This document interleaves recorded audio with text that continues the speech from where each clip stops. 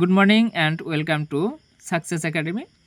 আজি মই আপোনালোকৰ মাজলৈ লৈ আহিছোঁ ক্লাছ 10ৰ নতুন কিতাপৰ এক্সাৰচাইজ 8.4ৰ 7 নম্বৰৰ কুৱেশ্যনৰ পৰা ষ্টাৰ্ট কৰি একদম 10 নম্বৰ কুৱেশ্যন লৈ, তাৰমানে একদম শেষলৈ লাষ্ট কুৱেশ্যন লৈ। এতিয়া আহক দেৰি নকৰি ষ্টাৰ্ট কৰি লওঁ, কাৰণ বহুতকেইটা অংক আছে ইয়াত। 7 নম্বৰত A1 2 3 এনেকৈ 12টা অংক আছে, আৰু 8 নম্বৰত 2টা আছে, আৰু 9 আৰু 10 নম্বৰ 2টা হ'ল MCQ। গতিকে দেৰি নকৰি ষ্টাৰ্ট কৰি লওঁ সোনকালে। 7ৰ 1 ইয়াত আছে আমাৰ লেফ্ট হেণ্ড ছাইডত sec into 1 minus sin into sec plus 10। ইয়াত সেকেন্ড লাইনত লিখিছোঁ sec minus sec into sin। এইখিনি একো কৰা নাই, এইটো কেৱল সেকেৰে 1 minus sin পূৰণ কৰি দিছোঁ। sec into 1 sec minus sec into sin হৈ গৈছে। sec into sin মানে লিখিছোঁ ইয়াত 10। কেনেকৈ হ'ল ইয়াত চাওক, সেকেৰ ঠাইত লিখিব পাৰোঁ 1/cos। তাৰপিছত 1 into sin নিচত হ'ব cos। sin by cos equal 10। সেইকাৰণে sec into sin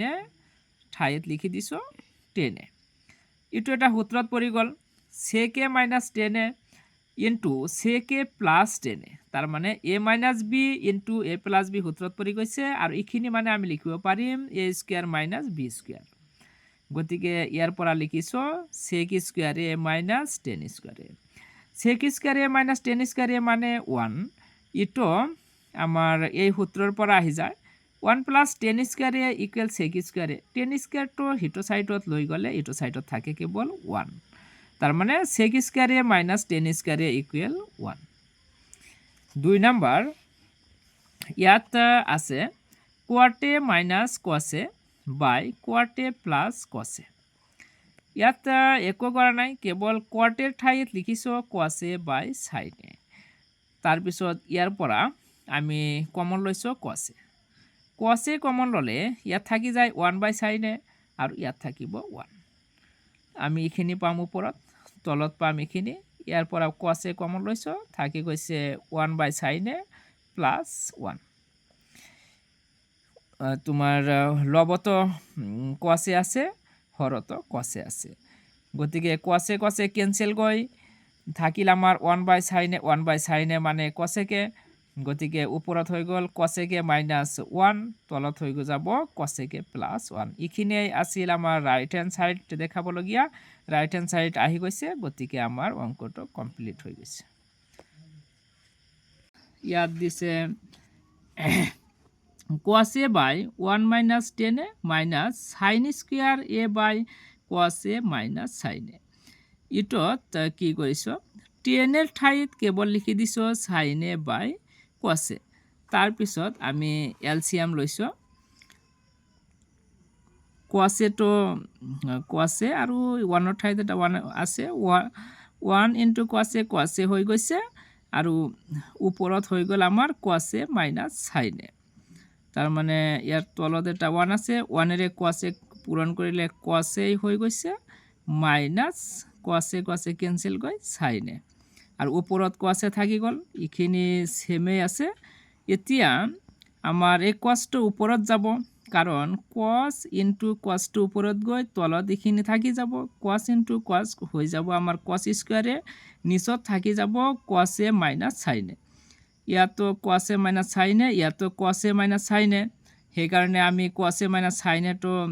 এলচিয়াম ল'ব পাৰোঁ। এলচিয়াম ল'লে আমাৰ ওপৰৰখিনি কেৱল লিখিলে হৈ যাব cos square a minus sin square a। এতিয়া cos square a minus sin square a, এইটো a square minus b square সূত্ৰত পৰি গ'ল। a square minus b square মানে আমি জানো a minus b into a plus b। সেইকাৰণে ইয়াত লিখিব পাৰিছোঁ cos a minus sin a into cos a plus sin a। নিচতো cos a minus sin a, তলতো ওপৰতো cos a minus sin a। সেইকাৰণে এইটো কেঞ্চেল গৈ থাকিল আমাৰ কেৱল cos a plus sin a।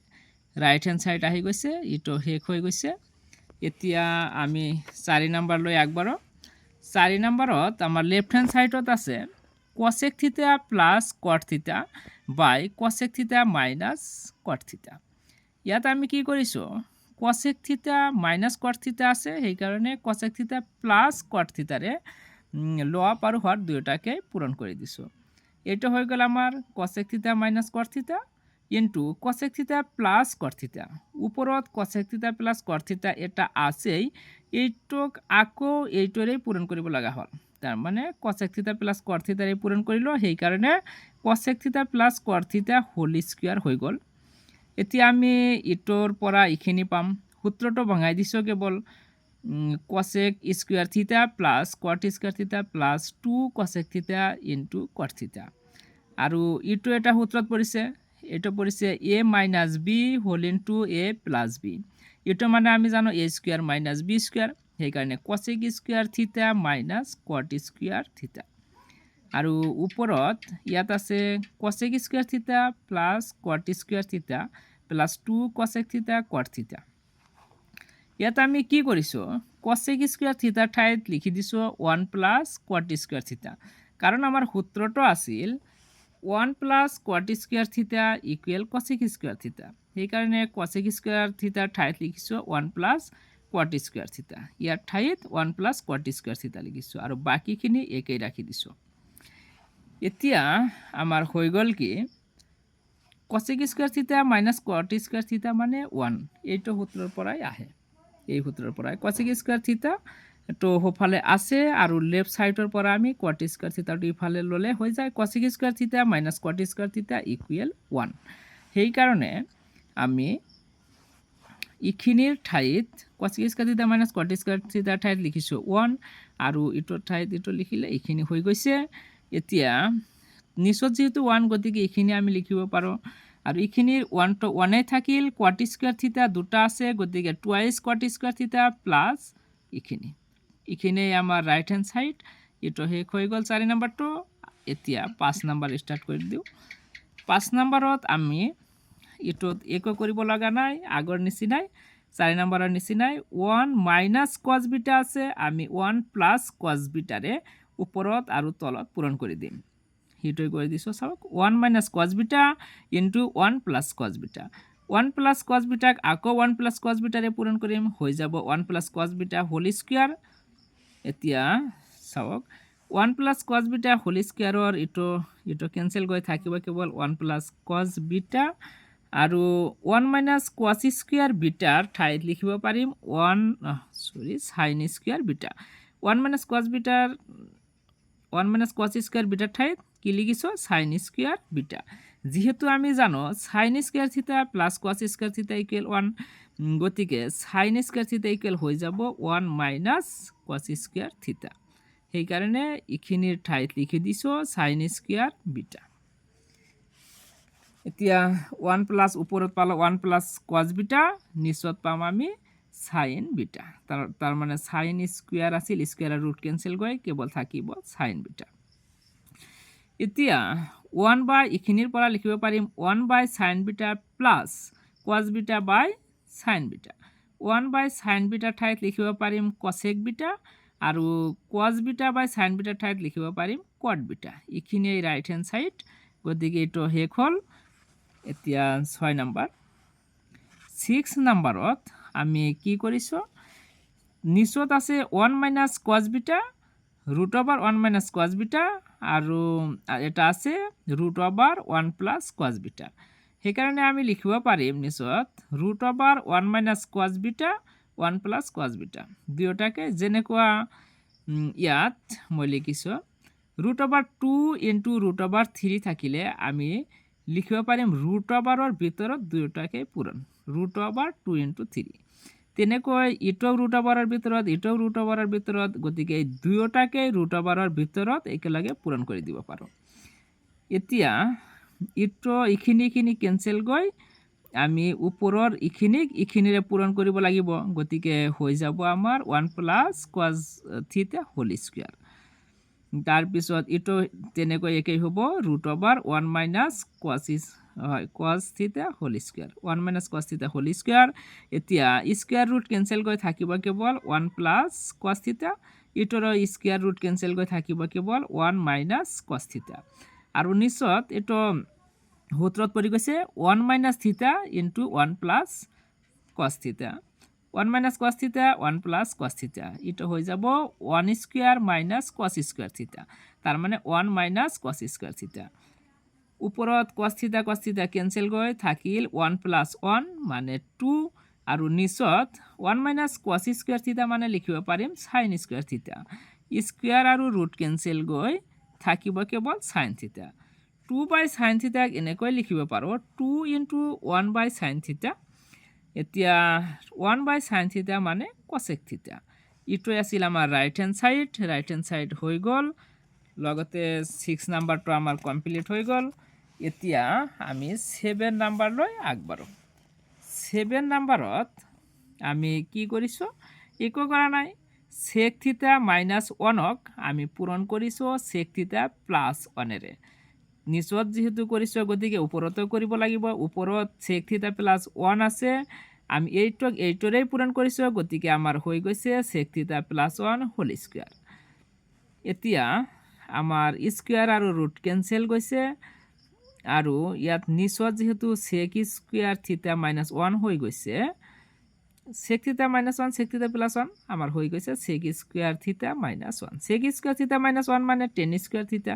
যেহেতু আমি আগত পাইছো যে 1 প্লাস tan স্কয়ার থিটা ইকুয়াল sec স্কয়ার থিটা 1 টো হিফালে লৈ গলে থাকিব কেৱল tan স্কয়াৰ থিটা এতিয়া ওপৰত থাকি গল আমাৰ sec থিটা প্লাস 1 তাৰ মানে স্কয়াৰ ৰুট ক্যান্সেল গৈ sec থিটা প্লাস 1 থাকিব আৰু নিচত স্কয়াৰ ৰুট ক্যান্সেল গৈ থাকিব কেৱল tan থিটা গতিকে আমি এটা এনেকৈ লিখিব পাৰিম sec থিটা বাই tan থিটা প্লাস 1 বাই tan থিটা sec থিটা বাই tan থিটা আমাৰ রাইট হ্যান্ড সাইডত দেখাব দিছে চাওক রাইট হ্যান্ড সাইডত আমাক দেখাব দিছে cosec থিটা প্লাস cot থিটা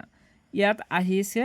sec থিটা বাই tan থিটা গতিকে আমি আৰু কৰিব লাগিব ইটক বঙাই দিম আমি sec থিটা মানে 1 বাই cos থিটা 1 বাই cos থিটা কৰিছো আৰু tan থিটা মানে কৰিছো sin থিটা বাই cos থিটা ক্যান্সেল কৰি থাকিব 1 বাই sin থিটা আৰু 1 বাই sin থিটা মানে আমি জানো cosec থিটা আৰু এটো 1 বাই tan থিটা আছে 1 বাই tan থিটাক আমি লিখিব পাৰিম cot থিটা গতিকে cosec থিটা প্লাস cot থিটা আহি গৈছে আমাৰ 7 নাম্বাৰ কমপ্লিট এতিয়া আমি কৰিম 8 নাম্বাৰ 8 নাম্বাৰত চাওক 8 নাম্বাৰত আমাৰ ইখিনি আছে লেফট হ্যান্ড সাইডত ইখিনিতে আমি কি কৰিছো যেহেতু ব্লেক আছে গতিকে এই দুটাৰ পূৰণ ফলে আমাৰ এলসিএম হ'ব ইয়াত আছে cos স্কয়াৰ থিটা ইনটু sin স্কয়াৰ থিটা কৰি দিছো cos স্কয়াৰ থিটা আৰু sin স্কয়াৰ থিটা বেলেগ আছে সেই কাৰণে cos স্কয়াৰ থিটা ইনটু sin স্কয়াৰ থিটা কৰি দিছো গতিকে ওপৰত হ'ব কি এই cos স্কয়াৰ থিটা ক্যান্সেল গৈ থাকে sin স্কয়াৰ থিটাৰে পূৰণ হ'ব sin স্কয়াৰ থিটা হৈ যাব sin পাৱাৰ 4 থিটা প্লাস তেনেকৈ হৈ যাব 4 cos পাৱাৰ 4 থিটা আমি এটো কেনেকৈ লিখিব পাৰিম cos sin square theta whole square plus cos square theta whole square তার মানে a স্কয়ার প্লাস b স্কয়ারত পৰি গল a square plus b square হলে আমি লিখিব পাৰিম a প্লাস b whole square minus 2 ab এইটো এটা সূত্র আছে যে a square plus b square equal a প্লাস b whole square minus 2 ab এই সূত্র মতে লিখিলে আমি ইয়াৰ পৰা ইখিনি লিখিব পাৰো এতিয়া আমি sin স্কয়াৰ থিটা প্লাস cos স্কয়াৰ থিটাৰ ঠাইত কেৱল 1 বহাই দিছো ইয়াৰ ইখিনিৰ ওপৰত স্কয়াৰ গতিকে 1 ৰ ওপৰত স্কয়াৰ মাইনাস ইয়াত যিখিনি আছে হিখিনিয়ে লিখি দিছো এতিয়া আমাৰ হৈ গল 1 বাই sin স্কয়াৰ থিটা cos স্কয়াৰ থিটা আৰু ইখিনি হৈ গল 2 sin স্কয়ার থিটা cos স্কয়ার থিটা বাই sin স্কয়ার থিটা cos স্কয়ার থিটা sin স্কয়ার থিটা cos স্কয়ার থিটাৰ লগত sin স্কয়াৰ থিটা cos স্কয়াৰ থিটা ক্যান্সেল কৰি থাকিল কেৱল 2 আৰু ইটো 1 বাই sin স্কয়াৰ থিটা ইনটু cos স্কয়াৰ থিটা ইখিনি আছিল আমাৰ ৰাইট হ্যান্ড সাইড গতিকে ইটো কমপ্লিট হৈ গল এতিয়া আগবাৰো 9 নাম্বাৰ লৈ 9 নাম্বাৰত আমাৰ আছে একদম সৰু অংক এটো sine theta into cos 90 degree minus theta plus cos theta into sign 90 degree minus থিটা এইখিনি সমান 1 দেখাব দিছে। ইয়াত আমি কৰিব লগা একো নাই, কেৱল কস 90 ডিগ্ৰি মাইনাছ থিটাৰ ঠাইত আমি লিখিব পাৰোঁ সাইন থিটা। কস 90 মাইনাছ থিটা মানে সাইন থিটা আৰু সাইন 90 মাইনাছ থিটা মানে হ'ব আমাৰ কস থিটা। এতিয়া এইখিনিৰ পৰা আহি গ'ল sign theta into sine theta আৰু কস থিটা ইন্টু কস থিটা, তাৰমানে sine square theta plus cos square থিটা হৈ গ'ল। সাইন স্কোয়ার থিটা মাইনাছ কস স্কোয়ার থিটা মানে আমাৰ 1 আৰু ৰাইট সাইডত 1 দেখাব দিছে, গতিকে এইটো কমপ্লিট হৈ গ'ল। এতিয়া আমি আগবাঢ়িম 10 নাম্বাৰ লৈ। 10 নাম্বাৰ অংকটো 10 নাম্বাৰ অংকটো চাওক।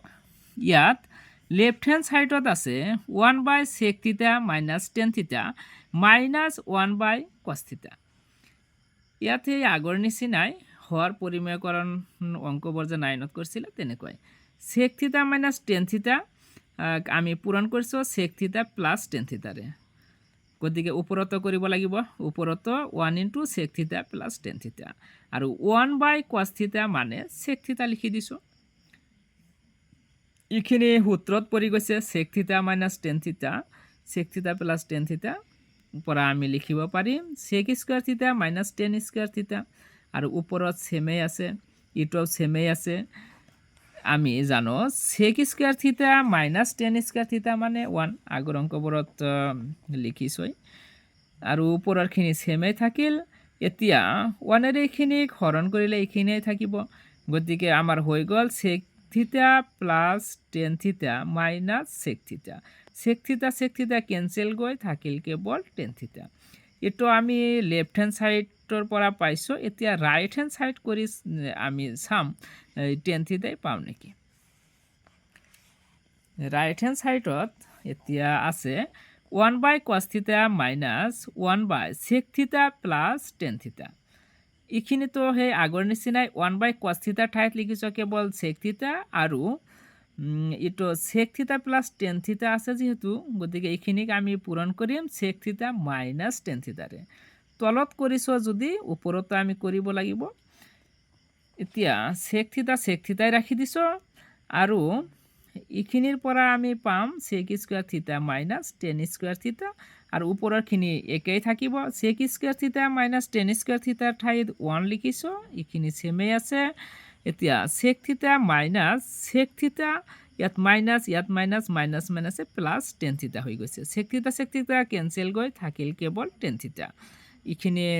ৰাইট হ্যান্ড সাইডৰ এইখিনি পাইছোঁ, লেফট হ্যান্ড সাইডৰ টেন থিটাই পাইছোঁ, গতিকে লিখিব পাৰোঁ left hand side equal right hand side. এইটো কমপ্লিট হৈ গৈছে আমাৰ 10 নাম্বাৰ। এতিয়া 11 নাম্বাৰ লৈ আগবাঢ়ো। 11 নাম্বাৰত আমাৰ আছে sec square alpha into cosec square alpha. ইয়াত কি কৰিছোঁ sec স্কোয়াৰ আলফাৰ ঠাইত লিখিছোঁ কেৱল 1/cos স্কোয়াৰ আলফা আৰু cosec স্কোয়াৰ আলফাৰ ঠাইত লিখিছোঁ 1/sin স্কোয়াৰ আলফা। এতিয়া এই ইয়াৰ পৰা এইটোৰ লগত এইটো পূৰণ কৰি দিছোঁ cos square alpha into sin square alpha, বা ওলোটাকৈ লিখিব পাৰোঁ, পূৰণৰ ক্ষেত্ৰত আমি ওলোটাকৈ লিখিব পাৰোঁ sin square alpha into cos square alpha. ওপৰত 1 ইন্টু 1 1 হৈ গৈছে। এই 1ৰ ঠাইত এতিয়া কি কৰিছোঁ আমি লিখি দিছোঁ sin square alpha plus cos square alpha, যিহেতু আমি জানোই sin square theta plus cos square theta equal 1, গতিকে 1ৰ ঠাইত আমি এইটো লিখিব পাৰোঁ। তাৰপিছত কি কৰিছোঁ এইখিনিৰ মাজত যিহেতু পূৰণ আছে, গতিকে sin স্কোয়াৰ আলফা বাই আমি এইখিনি লিখিব পাৰোঁ sin square alpha by sin square alpha into cos square alpha plus cos square alpha by sin square alpha into cos square alpha. এতিয়া চাওক sin স্কোয়ার আলফা কেঞ্চেল গৈ থাকিল আমাৰ 1/cos স্কোয়ার আলফা প্লাছ ইয়াতো 1/sin স্কোয়ার আলফা থাকি গ'ল, cos square ULFA cancel গৈছে। এতিয়া ইয়াৰ পৰা আমি কি লিখিছোঁ 1/cos স্কোয়াৰ আলফা মানে sec স্কোয়াৰ আলফা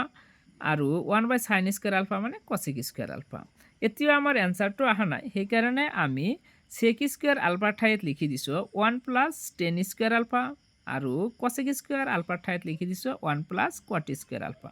এটা আমাৰ সূত্ৰ আছিল 1 + tan স্কয়াৰ আলফা মানে sec স্কয়াৰ আলফা, সেইকাৰণে sec স্কয়াৰ আলফাৰ ঠাইত এটো লিখিছো আৰু 1 + cot স্কয়াৰ আলফাৰ ঠাইত 1 square cot square alpha 1 + cot square alpha equal cosec square alpha আছিল, সেইকাৰণে cosec স্কয়াৰ আলফাৰ ঠাইত লিখিছো 1 + cot স্কয়াৰ আলফা। গতিকে আমাৰ 1 আৰু 1 2 লিখিছো আৰু tan স্কয়াৰ আলফা লিখিছো, cot স্কয়াৰ আলফা লিখিছো। এইখিনি আছিল আমাৰ ৰাইট হ্যান্ড সাইড। গতিকে 10 নাম্বাৰ আমাৰ কমপ্লিট। এতিয়া 11 নাম্বাৰ কমপ্লিট। এতিয়া আমি 12 নাম্বাৰটোলৈ আগবাৰো। লাষ্ট 7ৰ লাষ্ট নাম্বার সামেটো লাষ্ট নাম্বার অঙ্কটো ইয়াত আছে কি লেফট হ্যান্ড সাইডত tan square a minus tan square b। tan square a ঠাইত লিখিছো sin square a by cos square a minus tan square b ঠাইত লিখিছো sin square b by cos square b। এটোর এলসিয়াম যেহেতু এই দুটা ব্ল্যাক ব্ল্যাক এটাতে আনটত b, সেই কারণে এই দুটার পূরণফলই হবো এলসিয়াম। পূরণফল লিখি দিছো sin square a into cos square b, cos square a into cos square b।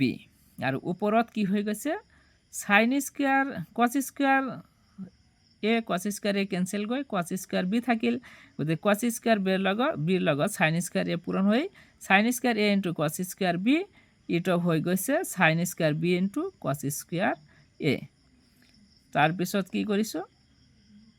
sin square a তো ঠিকই ৰাখিছো, কেৱল cos স্কয়াৰ b ৰ ঠাইত লিখিছো 1 - sin square b,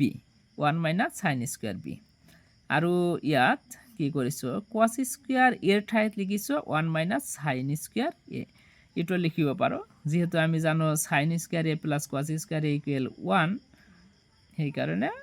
cos square a ৰ ঠাইত লিখিব পাৰিম 1 - sin স্কয়াৰ a। আগৰ অঙ্কবোৰত কৰি আহিছো। এতিয়া কি হৈ গল এটোৰ এটক পূৰণ কৰিছো, গতিকে sin square a minus sin square a into sin square b, sin square a minus sin square b। তো এটোর এইখিনি পূরণ করে দিছো sin square b into 1 sin square b minus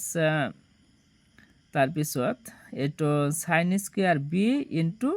sin square a, sin square b into sin square a, এটো minus মাইনাসত plus হ'ব। এতিয়া এই দুটা সেমই হল আৰু ইয়াত মাইনাস ইয়াত প্লাস ক্যান্সেল গৈছে। আমার কেবল থাকিল sin square a minus sin square b, sin square a minus sin square b আৰু নিচত সেমই আছে। ইখিনিয়ে আছিল আমাৰ ৰাইট হ্যান্ড সাইড আহি গৈছে। অঙ্কটো কমপ্লিট হৈ গল। এতিয়া আমাৰ 7 নাম্বাৰ যেহেতু কমপ্লিট, এতিয়া আমি 8 নাম্বাৰ লৈ আগবাঢ়িম। এইটোত দুটা অঙ্ক আছে, এই দুটাৰ 1 নাম্বাৰত আছে আমাৰ দিয়া আছে এটো গিভেন cos থিটা প্লাস sin থিটা ইকুয়াল √2 cos থিটা। ইয়ার আমি দুয়ো সাইডে স্কোয়ারিং করে দিছো, বর্গ করে দিছো। সোয়া স্কোয়ার লইছো, ইটো সাইডত স্কোয়ার, ইটো সাইডত আমি কেবল স্কোয়ার দিছো। ইটো স্কোয়ার করিলে আহি যায় cos স্কোয়ার থিটা প্লাস sin স্কোয়ার থিটা প্লাস 2 cos থিটা ইনটু sin থিটা ইকুয়াল √2 ৰ ওপৰত স্কোয়াৰ হয় আমাৰ 2 হৈ যাব, কাৰণ স্কোয়াৰ আৰ ৰুট ক্যান্সেল গৈ 2 থাকিব আৰু cos ৰ ওপৰতো স্কোয়াৰ, গতিকে 2 cos স্কোয়াৰ থিটা হৈ গৈছে। ইয়াৰ ইখিনি আমি ইটো সাইডত ৰাখি দিছো আৰু গোটেইখিনি ই সাইডত লৈ গৈছো। তাৰ পিছত কি কৰিছো ইয়াত চাওক cos স্কয়াৰ থিটা দুটাৰ পৰা cos স্কয়াৰ থিটা এটা মাইনাস কৰিছো, গতিকে আমি পাইছো cos স্কয়াৰ থিটা। ইখিনিৰ পৰা cos স্কয়াৰ থিটা পাইছো আৰু মাইনাস sin স্কয়াৰ থিটা থাকিল। ইয়াৰ পিছত এটো সোয়া এটা সূত্ৰত পৰি গৈছে cos স্কয়াৰ থিটা মাইনাস sin স্কয়াৰ থিটা, তাৰ মানে a square minus b square হৈ গৈছে। গতিকে আমি লিখিব পাৰিম cos থিটা প্লাস sin থিটা ইনটু cos থিটা মাইনাস sin থিটা। আৰু ইয়াত সেমে লিখিছো ইকুয়াল cos থিটা প্লাস sin থিটা। উপৰত যদি চাও আমি cos থিটা প্লাস sin থিটা ইকুয়াল আছিল √2 cos থিটা, এটো দিয়াই আছিল। গতিকে cos থিটা প্লাস sin থিটা ঠাইত আমি লিখিছো √2 cos থিটা আৰু এইখিনি সেমে ৰাখি দিছো। তাৰ পিছৰ লাইনত কি কৰিলো এই √2 তো লেফট হ্যান্ড সাইডৰ 2 তলত আহি লিখি দিছো আৰু ইয়াত sin থিটা আছে, আৰু এইখিনি লিখি দিছোঁ ইয়াত cos থিটা কেঞ্চেল গৈছে তাৰপিছত এইখিনিৰ পৰা চাওক 2/√2 ইকুৱেল √2 হয় কেনেকৈ হয় ইয়াত লিখি দিছোঁ 2/√2 এই 2ক আমি লিখিব পাৰিম √2 ইনটু √2 গতিকে √2 কেঞ্চেল গৈ কেৱল থাকিব √2 সেইকাৰণে 2/√2 ঠাইত √2 লিখিছোঁ আৰু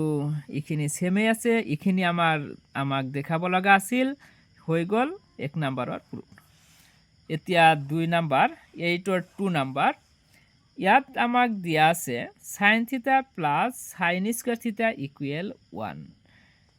ইয়াত আমি sin θ টো লেফট হ্যান্ড সাইডত ৰাখি sin স্কয়ার θ টো রাইট হ্যান্ড সাইডত লৈ গৈছো প্লাস আছিল মাইনাস হৈ গৈছে sin θ ইকুৱেল লিখিছো cos স্কয়াৰ θ আমি জানো 1 - sin square θ equal cos square θ তাৰ পিছত কি কৰিছো দুয়ো সাইডে আমি বৰ্গ কৰি দিছো স্কোয়াৰিং বোথ সাইড দুয়ো ফালে বৰ্গ কৰি সাইনৰ ওপৰত স্কয়াৰ কৰিছে গতিকে sin স্কয়াৰ থিটা হৈ গৈছে আৰু cos স্কয়াৰৰ ওপৰত আকৌ স্কয়াৰ কৰি দিছো হৈ গৈছে cos পাৱাৰ 4 থিটা আৰু sin স্কয়াৰ থিটা মানে আমি জানো 1 - cos স্কয়াৰ থিটা আৰু এইখিনি সেমে ৰাখিছো এতিয়া 1 টো ৰাখি দিছো আৰু মাইনাস cos স্কয়াৰ থিটা টো হোফালে লৈ গৈছো হৈ গৈছে আমাৰ প্লাস cos স্কয়াৰ থিটা আৰু ইটো তো আছিলাই প্লাস cos পাৱাৰ 4 থিটা আমাৰ ইখিনিয়ে দেখাব দিছিল যে cos স্কয়াৰ থিটা প্লাস cos পাৱাৰ 4 থিটা ইকুৱেল 1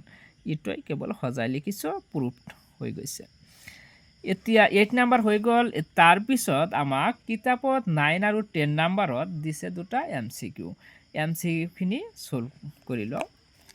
ইয়াত আপোনালোকে যদি চাই 9 নম্বৰ এমসিকিউ টো ইয়াত আছে কি চাওক 9 নম্বৰত আমাক কৈছে কি তলৰ বিকল্পবোৰৰ পৰা শুদ্ধটো বাছি উলিওৱা sin থিটাক প্ৰকাশ কৰিব পাৰি চাৰিটা ইয়াত অপশন দিয়া আছে sin